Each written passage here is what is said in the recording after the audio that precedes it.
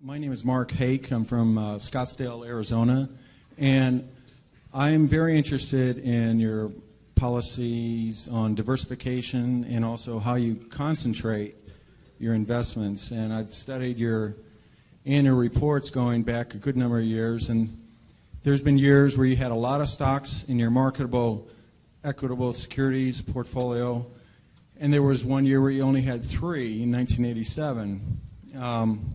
So I have 2 questions. Given the number of stocks that you have in the portfolio now, what does that imply about your view of the market in terms of, is it fairly valued, that kind of idea? And second of all, it seems that whenever you take a new investment, you never take less than about 5% and never more than about 10% of the total portfolio with that new position.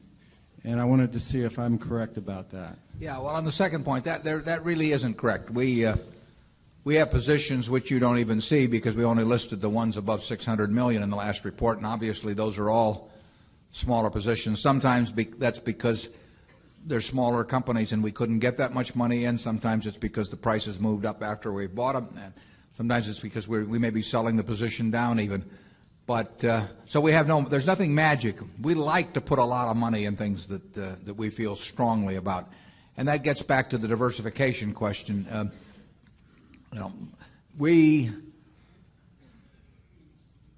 think diversification is, as practiced generally, makes very little sense for anyone that knows what they're doing.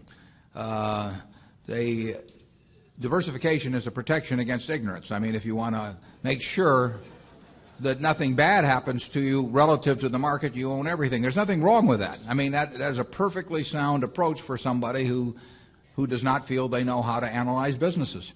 If you know how to analyze businesses and value businesses, it's crazy to own 50 stocks or 40 stocks or 30 stocks probably, because there aren't that many wonderful businesses that are understandable to a single human being in all likelihood.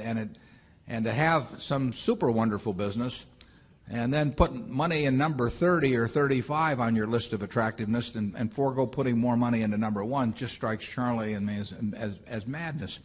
And it's conventional practice, and it may, if all you have to achieve is average, it may preserve your job, but it's a confession in our view that you don't really understand the businesses that you own. On a personal portfolio basis, I own 1 stock, but it's a business I know, and it leaves me very comfortable. So, do I need to own 28 stocks in order to have proper diversification? It'd be nonsense. And within Berkshire, I could pick out 3 of our businesses, and I would be very happy if they were the only businesses we owned and I had all my money in Berkshire. Now, I love the fact that we can find more than that and that we keep adding to it. But 3 wonderful businesses is more than you need in this life to do very well. And the average person isn't going to run into that. I mean, if you look at how the fortunes were built in this country, they weren't built out of a portfolio of 50 companies. They were built by someone who identified with a wonderful business. Coca-Cola is a great example. A lot of fortunes have been built on that. And there aren't 50 Coca-Colas. There aren't 20. If there were, it'd be fine. We could all go out and diversify like crazy among that group and get results that would be equal to owning the really wonderful one. But you're not going to find it. And the truth is you don't need it. I mean, if you have a really wonderful business is very well protected against the vicissitudes of the economy over time and the competition. I mean, we're talking about businesses that are resistant to effective competition. And 3 of those will be better than 100 average businesses. And they'll be safer, incidentally. I mean, there is less risk in owning 3 easy-to-identify wonderful businesses than there is in owning 50 well-known big businesses. And it's amazing what has been taught over the years in finance classes about that. But I can assure you that I would rather pick if I had to bet the next 30 years on the fortunes of my family that would be dependent upon the income from a given group of businesses, I would rather pick 3 businesses from those we own than own a diversified group of 50. Charlie? Yeah, what he's saying is that much of what is taught in modern corporate finance courses is twaddle.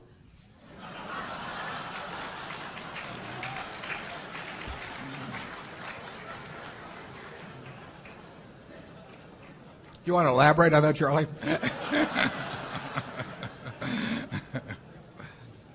You cannot believe this stuff. I mean, it's modern portfolio theory, and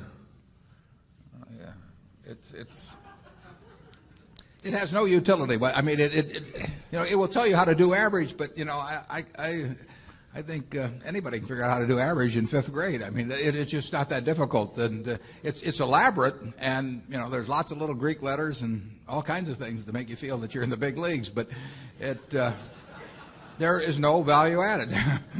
I have great difficulty with it because I am something of a student of dementia, and I have.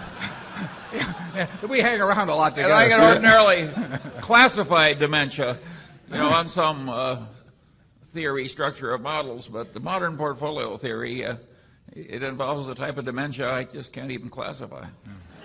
Something very strange is going on. If you find 3 wonderful businesses in your life, you'll get very rich. And if you understand them, bad things aren't going to happen to those 3. I mean, that's the characteristic of it. By the way, maybe that's the reason there's so much dementia. If you believe what Warren said, you could teach the whole course in about a week.